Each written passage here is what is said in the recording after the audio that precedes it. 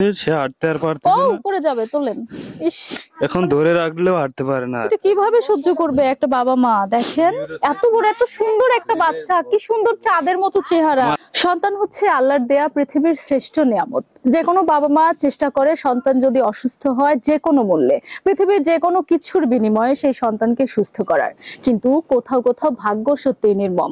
সবকিছু হারিয়েও কলিজার টুকরো সন্তানকে বিছানাতে কাতরাতে দেখা এক অসহায় বাবা মায়ের সাথে এই মুহূর্তে অবস্থান করছি। দর্শক, ছোট্ট এই ছেলেটি আসলে কি রোগে আক্রান্ত সেই বিষয়টি এখনো পর্যন্ত শনাক্ত হয়নি। কারণ মুজাহিদ যে রোগে আক্রান্ত সেটি শনাক্ত করার জন্য প্রয়োজন অনেক পরিমাণ টাকা, যার যোগান করতে পারছেন না অসহায় বাবা আর মা। তাই তো সন্তান কি রোগে আক্রান্ত সেটি না জানার পরেও এভাবে প্রতিনিয়ত মৃত্যুর সঙ্গে লড়াই করা দেখছেন সন্তানকে, এবং প্রতিনিয়ত এক ধাপ করে মৃত্যুর দিকে ধাবিত হওয়া দেখছেন কলিজার টুকরো সন্তানকে। আমার ছেলে 3 বছর পর্যন্ত খুব সুস্থ ছিল, এখন 3 বছর ধরে সে অনেকটা অসুস্থ। তার চিকিৎসা করতে গিয়ে আমার আর কিছুই নাই, তাকে আমি আর ট্রিটমেন্ট করতে পারতেছি না। সারা রাত জাগিতে আর সারাদিন ঘুম পায়। আমার সাথে এক সময় নামাজ পড়তে যাইতো, ফুটবল খেলতো, এখন সে বসতেও পারে না আর। আহারে, এত বড় একটা ছেলে। কি বলেছে প্রাথমিকভাবে ডাক্তার? প্রাথমিকভাবে বলছে যে এখন ভালো মেডিসিন হাসপাতালে নিয়ে যাইতে হবে। আচ্ছা আচ্ছা আচ্ছা, তাইলে ইনশাল্লাহ সঠিক মেডিসিন পড়লে পারে ইনশাল্লাহ সুস্থ হয়ে যায়। কি সুন্দর ফুটফুটে রাজপুত্রের মতো চেহারাটা। সে হাঁটতে আর পারতেছে না। উপরে যাবে, তোলেন। ইস, এখন ধরে রাখলেও হাঁটতে পারে না। এটা কিভাবে সহ্য করবে একটা বাবা মা? দেখেন, এত বড় এত সুন্দর একটা বাচ্চা, কি সুন্দর চাঁদের মতো চেহারা। কোন বাবা মা সন্তানের এমন কষ্ট সহ্য করতে পারে বলেন তো? মাথার ব্রেনের যে নার্ভ গুলো সেগুলো সঠিকভাবে কন্ট্রোল হচ্ছে না। ও আচ্ছা, মানে কাজ করছে না। হ্যাঁ, কাজ করছে না, হাত পা বাঁকা হয়ে যাচ্ছে, তারপরে সারা রাত ঘুমাইতে পারে না, চিড়ি পারে, কান্নাকাটি করে, তারপরে সকালে কিছু খাওয়াইলে ইনশাল্লাহ ঘুমায়। সারা দিন ঘুম পারে কিন্তু রাত্রে ঘুম পাড়াতে পারে না। ওর অনেক কষ্ট হয়, ডাক্তার বলছে।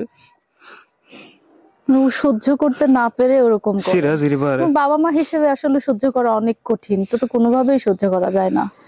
আর আপনাদের কাছে আমার অনুরোধ, আমার ছেলের জন্য একটা কিছু করেন, যাতে আবার সে আমার সাথে নামাজ পড়তে যাইতে পারে। দর্শক, ভিডিওটা অবশ্যই শেয়ার করা আপনার নৈতিক দায়িত্ব। আমি একটু এলাকাবাসী এখানে আছে, একটু জানার চেষ্টা করছি। উনি যা বললেন এই কথাগুলো কি সত্যি? হ্যাঁ, সবই সত্যি। আমার সাথে অনেক দিন যাবত চলাফেরা করছে, দোকানে নিয়ে গেছে, ঘুরছে ফিরছে, আমার সাথে কথাবার্তা বলছে। আচ্ছা, আমার একটা ছেলে। উনি কি সমস্ত কিছু এই ছেলের জন্য শেষ করে দিয়েছেন না? হ্যাঁ, সব শেষ। এখন উনি কি করে? এখন উনি কৃষি কাজ করে, মনে করেন বউ ছাল ফাল এইগুলি খাবির দিবি না, বাচ্চাকে চিকিৎসা করবে, কারণ তার আসলে খুবই প্রবলেম। আচ্ছা আচ্ছা, আপনারা গ্রামবাসীরা এখন কি চান?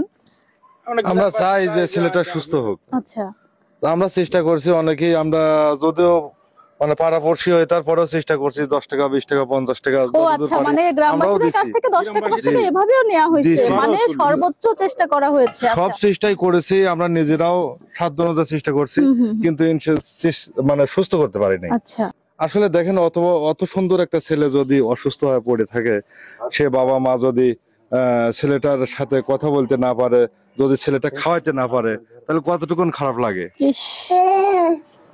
বাবা, এই যে বাবা, এই যে শোনো, দেখি আন্টি এসছে, দেখো তো দেখো তো।